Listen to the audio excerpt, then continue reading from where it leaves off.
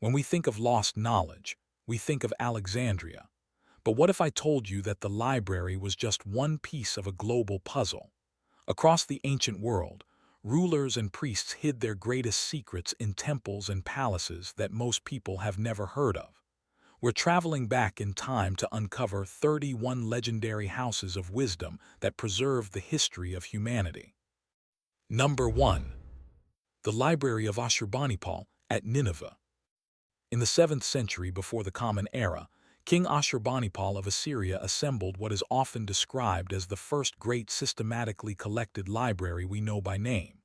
Located at Nineveh, it was built around clay tablets written in cuneiform, gathered from across Mesopotamia. These were not casual records. They included royal correspondence, legal texts, rituals, medical and astronomical writings, omens, and literary masterpieces such as the Epic of Gilgamesh. The library was also a statement of power, a king presenting himself as a scholar ruler who could command knowledge as well as armies. When Nineveh fell, many tablets were buried in ruins.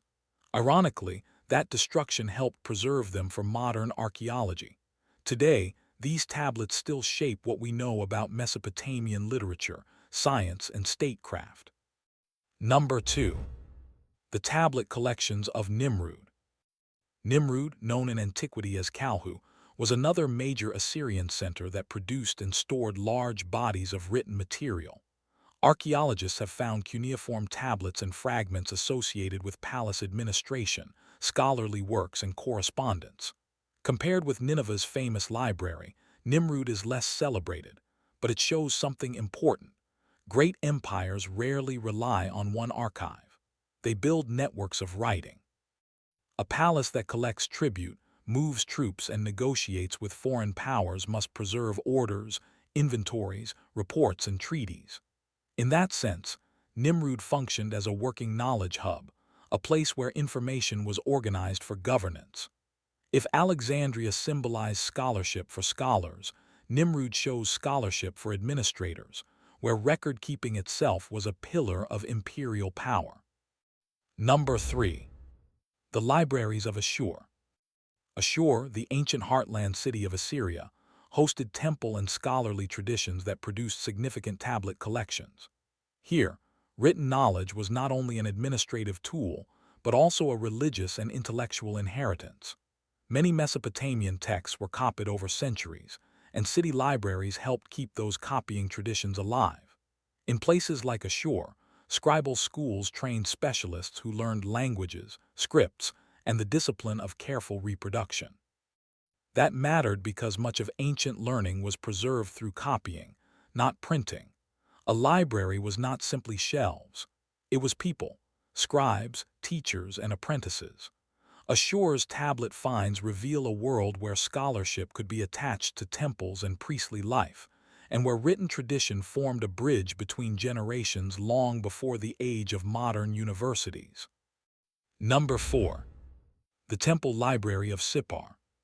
Sippar, a city closely associated with the sun god Shamash, became a significant center for tablets that combined religion, law, and scholarship. Temple complexes in Mesopotamia were not only places of worship. They were economic institutions, employers, and record offices. They needed writing to function. Over time, that need produced archives that also preserved learned texts. Sippar is especially known to historians because tablets from the city help illuminate legal practice, contracts, and the daily mechanics of a society where literacy was specialized but powerful. If Alexandria is remembered as a library of philosophy and literature, Sippar reminds us that civilization also depends on quieter texts, loans, marriages, land sales, and court decisions. Those documents do not sound dramatic, but they are the memory of how people truly lived. Number 5. The Scribal Libraries of Nippur. Nippur was a sacred and scholarly center for centuries in Mesopotamian history. It is often associated with scribal education, the copying of literary and religious works, and the preservation of older traditions. Archaeological finds from Nippur include school exercises, lexical lists, and copies of myths and hymns that shaped Mesopotamian culture across long periods. In a world where texts were labor-intensive to produce, schools and libraries overlapped. Students learned by copying classic works. Teachers preserved standard versions by supervising that copying. The result is that a site like Nippur can function like a library even when it looks like scattered tablets and classrooms rather than a single monumental building. Nippur rivaled Alexandria in one critical way. It was a long-lasting engine for knowledge transmission. Number 6. The Temple Archives of Uruk. Uruk, one of the most famous early cities in human history, also left behind large bodies of written material across different eras. Temple institutions at Uruk produced archives that recorded economic life, offerings, land, and labor, while also supporting scribal culture and learned texts. What makes Uruk especially significant is its depth through time. The city's writing traditions stretch across centuries, allowing historians to trace how institutions evolved, how language shifted, and how administrative systems adapted. A library in this context is not merely a storehouse. It is an ongoing process, writing as infrastructure. Alexandria aimed to gather the world's books in one place. Uruk shows a different model, a city whose temples generated knowledge continuously because their survival required record and ritual year after year. Number 7. The Palace Archives of Ebla. In the ruins of ancient Ebla in present-day Syria, archaeologists uncovered thousands of clay tablets from the 3rd millennium before the Common Era. These tablets record administration, diplomacy, trade, and the inner workings of a palace economy. The archive includes lists, treaties, and lexical texts that help scholars understand early Semitic languages and the political geography of the ancient Near East. Ebla's importance is hard to overstate. It revealed an early world of city-state power that many people had only dimly understood. Ebla was not a library in the image of a later Greek scroll collection, but it rivaled Alexandria in what it unlocked. It gave historians a detailed window into an early bureaucracy, and it preserved voices from a time so distant that almost any surviving record becomes priceless. Number 8. The Royal Archive of Mari. Mari, on the Euphrates River, produced one of the most informative palace archives ever discovered for the study of ancient politics. Thousands of tablets, many of them letters, reveal rulers negotiating alliances, tracking troop movements, responding to famine, and managing the personalities of governors and relatives. You can read the anxieties of leadership in real time, warnings, complaints, requests, and reports. This is one reason Mari rivals Alexandria. Alexandria is often imagined as a place of abstract learning. Mari was a place of applied intelligence, where information moved through a state like blood through a body. The archive also reminds us how easily a library can be created by routine. Day after day, scribes filed communications, and centuries later, those files became history's treasure. Number 9. The Libraries of Ugarit. Ugarit, a coastal city in what is now Syria, is famous among specialists for its multilingual written culture. Texts were written in several languages and scripts, including a cuneiform alphabet that is among the world's early alphabetic systems. Archives from Ugarit include administrative records and religious literature that has helped scholars understand the beliefs and poetry of the ancient Levant. Ugarit matters because it demonstrates that writing cultures could be intensely cosmopolitan. A port city does not only trade goods, it trades words, stories, and scribal techniques. In its own way, Ugarit resembles Alexandria, a crossroads where knowledge from different worlds met and was recorded. When that kind of center collapses, it takes more than wealth with it. It takes the evidence of how cultures actually interacted. Number 10. The Hittite Archives of Hattusa. At Hattusa, capital of the Hittite Empire in Anatolia, excavators uncovered vast numbers of tablets, including laws, treaties, rituals, myths, and diplomatic correspondence. These archives helped reveal the Hittites as a major power that negotiated directly with Egypt and other states of the ancient Near East. The value of Hattusa's library-like collections is that they do not just tell us what the Hittites did. They show how they thought, how they framed oaths, how they recorded obligations, how they preserved religious ceremonies, and how they handled foreign deities and stories through translation and adaptation. Like Alexandria, Hattusa was a place where texts were gathered, copied, and stored as a form of state strength. Its tablets turned what had been vague references in other sources into a vivid, documented civilization. Number 11. The Amarna Letters Archive. In the 14th century before the Common Era, Egypt's royal court at Akhetaten, often called Amarna, preserved a collection of diplomatic letters on clay tablets. These letters record relationships among great powers and smaller client rulers across the eastern Mediterranean and Near East. They show negotiation, tribute demands, marriage diplomacy, military requests, and the careful language of international politics. While this was not a public library, it was absolutely a knowledge repository. It captured the international system of its day in a way few sources do. Alexandria aspired to collect all learning. The Amarna archive preserved something just as important, the real correspondence that held an international world together. When people claim ancient diplomacy was primitive, these letters prove otherwise. They read like statecraft because they were. Number 12. The House of Life at the Ramesseum. In ancient Egypt, temple complexes often included institutions sometimes translated as House of Life, places associated with scribal education, copying texts, and preserving religious and medical knowledge. The Ramesseum, the mortuary temple of Rameses II, is linked in scholarship and tradition to such scribal activity. In this world, a library could be woven into temple life, priests and scribes maintaining rituals, copying sacred compositions, and training the next generation in reading and writing. Much of what survives from Egypt comes from funerary and temple contexts, and the House of Life concept helps explain why. Alexandria is famous for scholarship connected to Greek learning. Egypt also had its own scholarly institutions that preserved knowledge for centuries, even when political dynasties changed. The Ramesseum represents that older, deeply rooted Egyptian tradition of learning. Number 13. The House of Life tradition at Edfu. At Edfu, the Temple of Horus preserves inscriptions that describe temple organization, including references associated with sacred texts and priestly learning. Scholars often connect this to the broader Egyptian House of Life tradition, where texts were stored, copied, and used for ritual and instruction.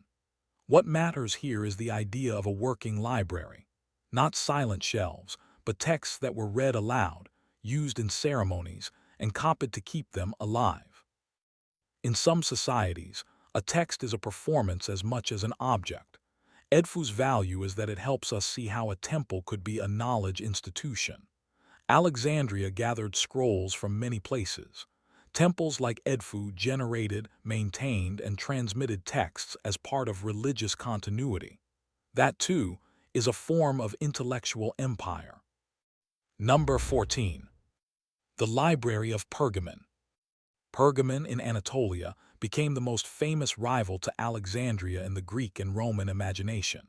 Its rulers sponsored scholarship and built a major library that ancient writers described as holding a vast collection of scrolls. Beyond the numbers, the significance is clear. Pergamon was a deliberate attempt to create another world-class center of learning, attracting intellectual prestige to a new capital. The city's cultural ambition matched its political ambition. Pergamon's story also highlights a truth about libraries. They are often tools of competition. Kings did not collect books only for curiosity. They collected them to prove their state could be the center of civilization. Even if Alexandria remains the most iconic, Pergamon shows it had peers. The ancient world had multiple capitals of knowledge, and they competed fiercely. Number 15.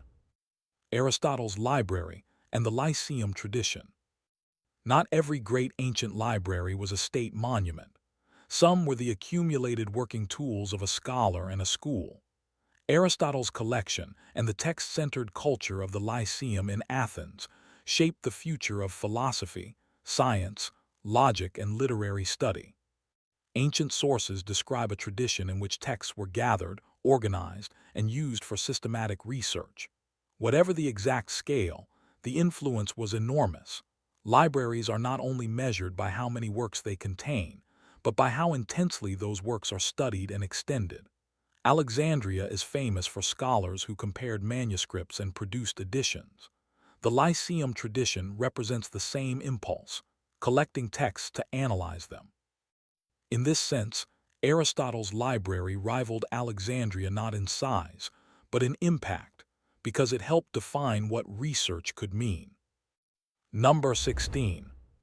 The Library of Apollo on the Palatine. In Rome, imperial power expressed itself through architecture, ceremony, and also through libraries. The Library of Apollo on the Palatine Hill, associated with Augustus, symbolized a new Roman cultural order that aimed to match and surpass Greek prestige. Roman public libraries were not only storage rooms, they were civic statements, Rome as a guardian of literature, law, and learning.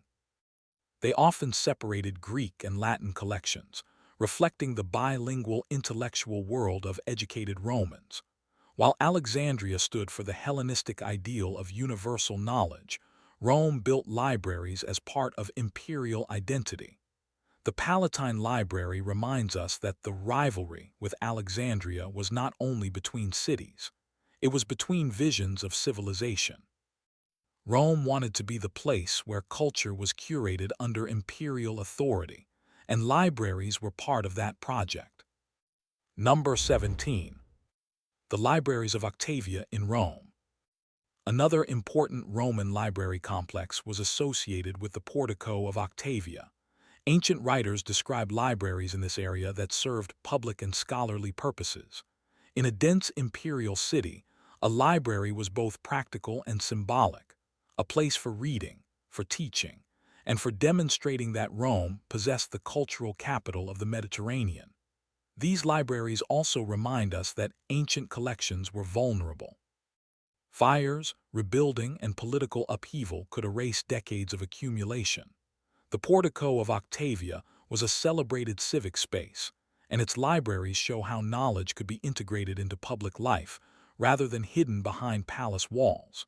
Alexandria gathered texts as part of a royal and scholarly complex. Rome increasingly made libraries part of the urban fabric, weaving learning into the city's identity as a center of empire. Number 18. The Ulpian Library of Trajan. Near Trajan's Forum in Rome stood the Ulpian Library, one of the most famous libraries of imperial Rome. It was part of a grand complex that celebrated governance, law, and the authority of the state. A library placed in that setting carried a message. Knowledge supports power, and power claims the right to organize knowledge. The Ulpian Library likely held both literary and official texts, and its presence alongside monumental architecture reflects Rome's confidence that it could be both ruler and curator of civilization. In comparison, Alexandria is often romanticized as a scholar's haven. The Ulpian Library represents a different type of rival, a library as imperial infrastructure. It is the kind of institution that says, we do not merely inherit the world's learning, we administer it. Number 19. Hadrian's Library in Athens.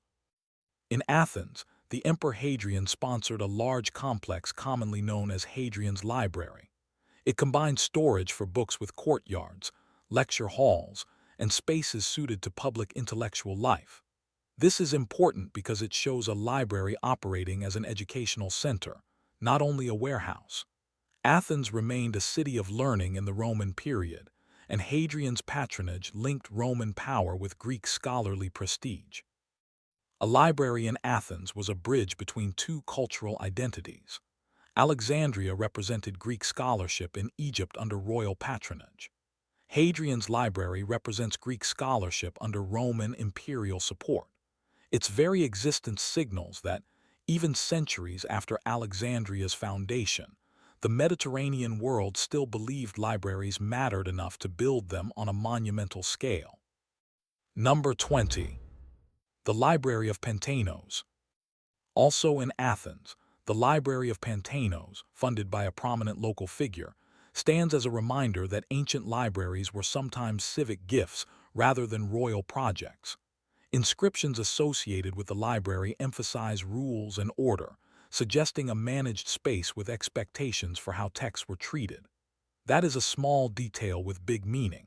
It implies a reading culture, a sense of stewardship, and a community that valued access to texts. Alexandria was famous for gathering books from across the seas. The Library of Pantainos represents another ideal, a city supporting learning as part of civic life. Libraries like this also show the quiet infrastructure behind intellectual history. Philosophers do not debate in a vacuum.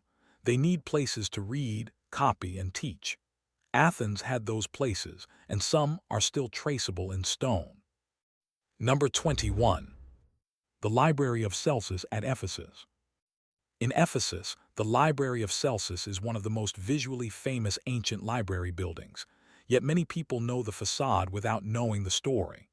Built as a monumental tomb and library complex, it reflects both personal honor and civic pride.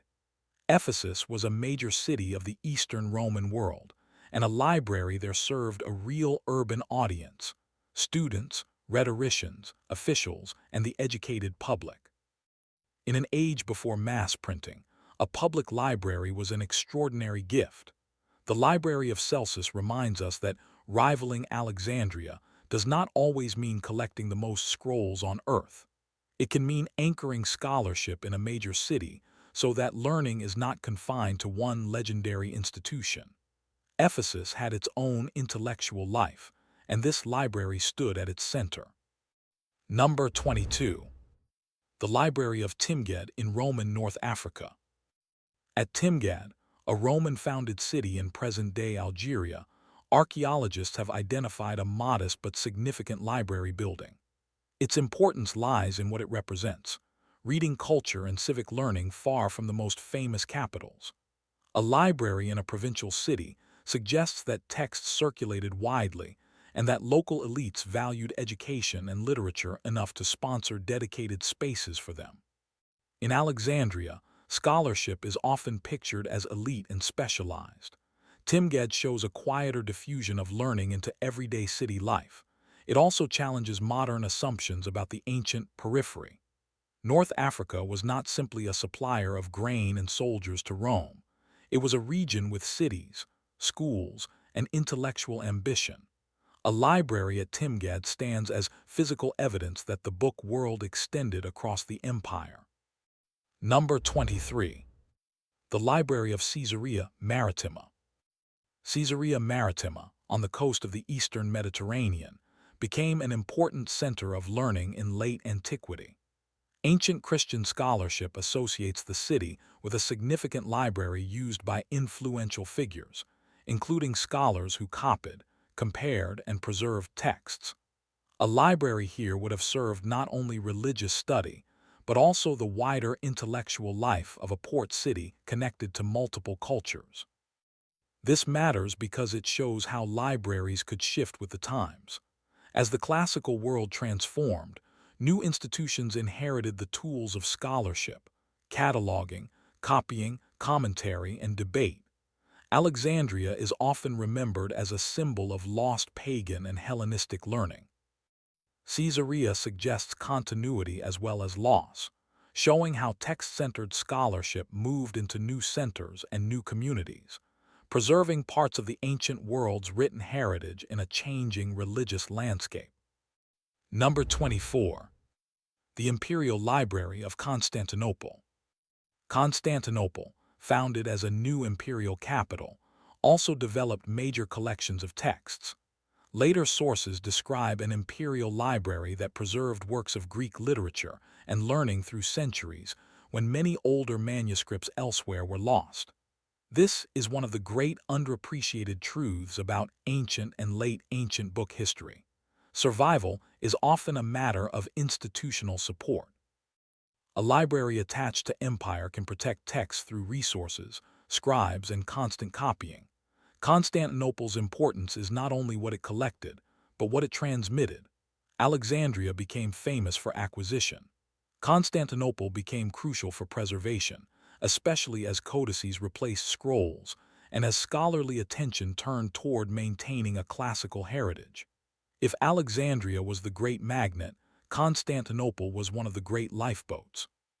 Number 25. The monastic library of St. Catherine, in Sinai.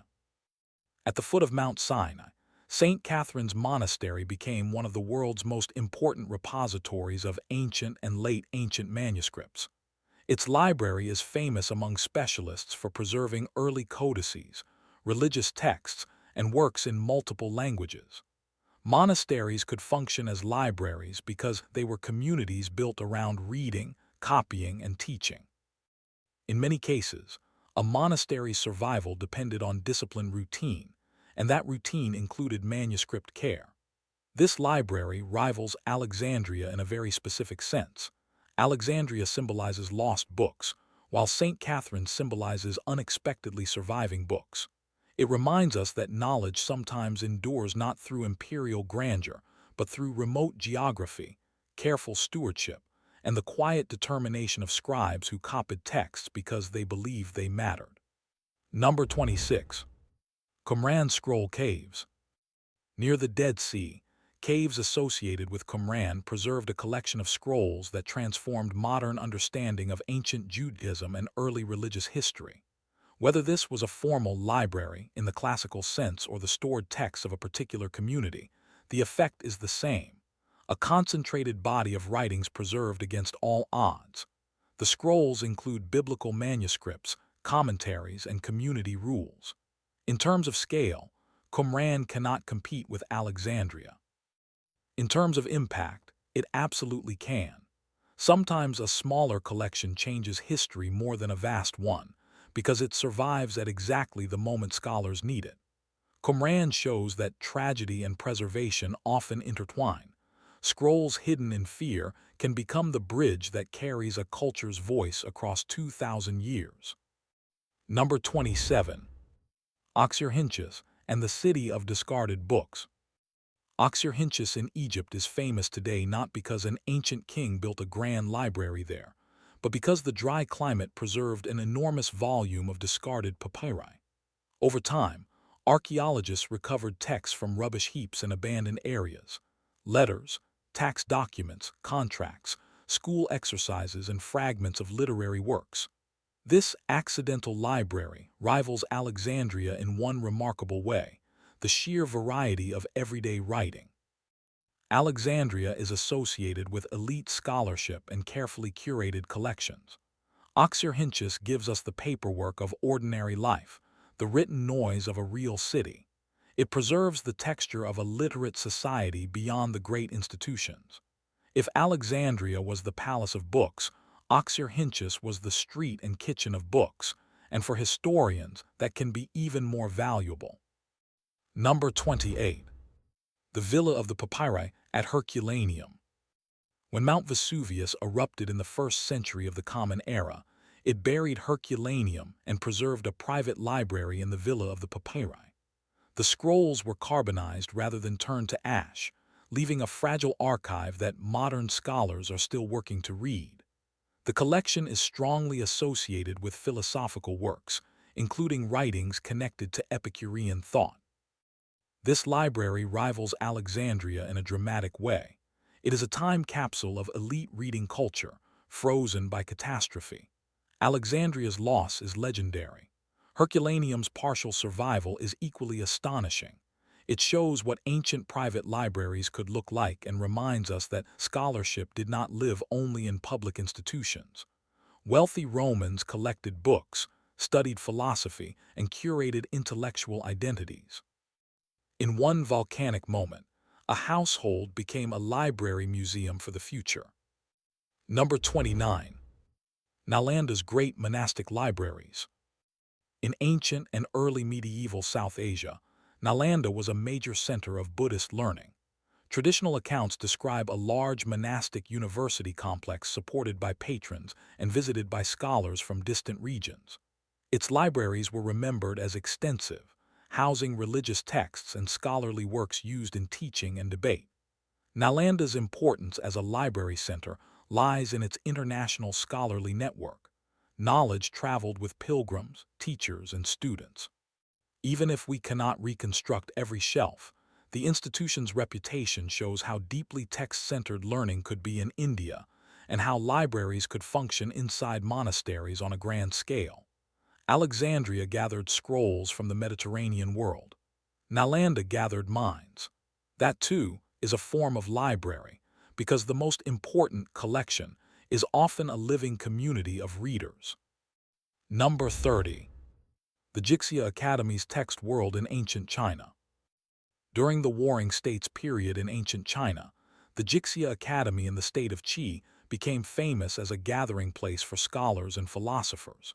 It is often described as a center where thinkers debated government, ethics, cosmology, and strategy. While the physical details of any library building are less visible to archaeology than stone and marble Mediterranean libraries, the Academy represents a book culture built around manuscripts, teaching, and patronage. Ideas associated with major Chinese intellectual traditions were shaped in environments like this, where texts were read, argued over, edited, and transmitted. Rivaling Alexandria here is about function, not architecture. Jixia represents an institutional commitment to learning supported by the state, with scholarship treated as a public resource. The ancient world's great libraries were not all scroll halls. Some were academies. Number 31. The Han Imperial Library and its catalogs.